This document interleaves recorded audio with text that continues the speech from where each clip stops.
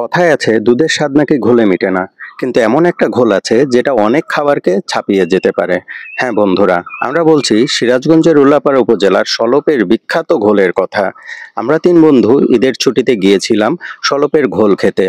প্রথমে আমরা উল্লাপাড়া বাজার থেকে একটা ভ্যান নিয়েছিলাম। সেই ভ্যানে আমরা প্রাকৃতিক সৌন্দর্য উপভোগ করতে করতে চলে যাচ্ছিলাম উল্লাপাড়ার সলপ রেল স্টেশনে। সলপ রেল স্টেশনে গিয়ে আমাদের চক্ষু তো একদম কপালে উঠে গেল, কারণ এত সারি সারি ঘোলের আর মাঠার দোকান। সেখানে মানুষ ভিড় বেঁধে লাইন ধরে ঘোল কিনছে।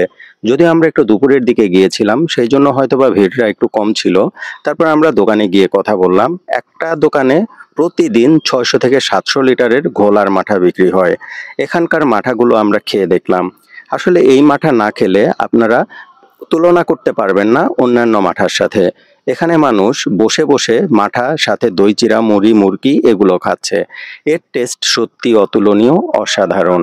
আমরা প্রথমে একটু ঘোল খেয়ে ট্রাই করে দেখলাম। এখানে এক গ্লাস ঘোলের দাম 25 টাকা মাত্র। আর ঘোলটা ছিল অনেক বেশি গাঢ়, অনেক বেশি টেস্টি। মিষ্টি আর ঘোলের কম্বিনেশনটা ছিল এক কথায় অসাধারণ। আমরা ঘোল খাওয়ার পরে চিন্তা করে দেখলাম, যেহেতু এসেছি সেহেতু মাঠাও ট্রাই করে দেখব। তারপরে আমরা এক গ্লাস মাঠা খেলাম। মাঠা খেয়ে তো আমাদের মাথা আরো নষ্ট হওয়ার জোগাড় হয়ে গিয়েছে, কারণ মাঠাটা ছিল এত বেশি মজার যা আমাদের আগের মাঠা খাওয়ার সব অভিজ্ঞতাকে একদম বদলে দিয়েছে। এখানে এক গ্লাস মাঠা ছিল 30 টাকা করে। আর আপনি এক গ্লাস খান বা লিটার ধরে কেনেন, দাম কিন্তু একই। এক গ্লাস ঘোল যেমন 25 টাকা, তেমনি 1 লিটার ঘোল 100 টাকা। আর এক গ্লাস মাঠা যেখানে 30 টাকা, সেখানে 1 লিটার মাঠা 120 টাকা করে। তারপরে আমরা তিন বন্ধু আরাম করে এক গ্লাস ঘোল, এক গ্লাস মাঠা খেয়ে ফেললাম। তারপরে আমরা দেখলাম যেহেতু এত টেস্টি একটা খাবার, সেহেতু ফ্যামিলি মেম্বারদের জন্য এটা নিতেই হবে। তারপর আমরা 1 লিটার করে ঘোল আর মাঠা বাসার জন্য নিয়ে গেলাম। আমরা নিশ্চিত ছিলাম যে এই ঘোল মাঠা খেলে বাসার মানুষের ঘোল মাঠা খাওয়ার অভিজ্ঞতা একদম বদলে যাবে। আমরা আগেও জেনেছি যে অনেক কিছু আছে যেগুলো হাইপ তৈরি করে, কিন্তু বাস্তবে টেস্ট অনেক কম হয়। কিন্তু একমাত্র এই সিরাজগঞ্জের সলপের ঘোলটা দেখলাম বিপরীত। হাইপ যদিও খুব একটা বেশি নাই বা দেশের মানুষ খুব কম জানে, কিন্তু এর টেস্টটা একদম অসাধারণ। আসলে যা রটে তার অনেক বেশি কিছু যে ঘটতে পারে সেটা আমরা এখানে এসে দেখলাম। মানুষ এই ঘোল সম্পর্কে অনেকেই জানে না, অথচ এই ঘোলটা আর মাঠা কিন্তু সিরাজগঞ্জের সলপের 100 বছরের বেশি আগের ঐতিহ্য।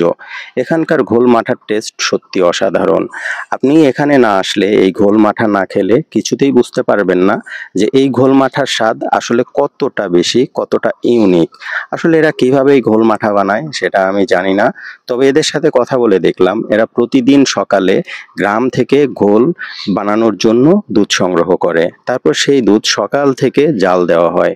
দুধ জ্বালানোর পরে একদম ঘন করে ফেলা হয়। তারপর এদের বিশেষ যে টেকনিক আছে, সেই টেকনিকের মাধ্যমে এই ঘোল আর মাঠাটা তৈরি করা হয়। এখানকার ঘোল আর মাঠা খাওয়ার পরে আমার বন্ধু বলছিল সরাসরি রিভিউ দিতে। আসলে আমি কিছু বলছিলামও আমার বাস্তব অভিজ্ঞতা থেকে যে টেস্টটা আমি পেয়েছি, কিন্তু মাইক্রোফোনের সমস্যার কারণে সেই কথা আমি রেকর্ড করতে পারছি না বা আপনাদের সাথে শেয়ার করতে পারছি না। আসলে এই ঘোল মাঠা খাওয়ার পরে আমার একটা জিনিস মনে হয়েছে যে আমাদের দেশে তো অনেক ঐতিহ্যবাহী জিনিস আছে, অনেক ঐতিহ্যবাহী জায়গা আছে, সেগুলো সংরক্ষণ যেমন সরকার করে, তেমনই আমার মনে হয়েছে যে সলপের ঘোল আর মাঠার যে ঐতিহ্য আছে সেটা সংরক্ষণ করা সরকারের দায়িত্ব। আমরা গিয়েছিলাম খালেক ভাইয়ের দোকানে। সেই খালেক ভাইয়ের দোকানে কিন্তু আপনি চাইলে সুন্দর ঘি, মানে একদম গাওয়া ঘি আর দই পাবেন। এই দই আর গাওয়া ঘি আমার বন্ধু নিয়ে নিল।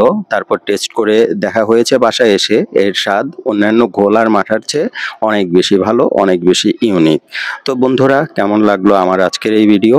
আপনাদের যদি ভালো লেগে থাকে তাহলে অবশ্যই কমেন্ট করে জানাবেন, আর কে কে এই ঘোল খেতে চান আমার সাথে শেয়ার করবেন।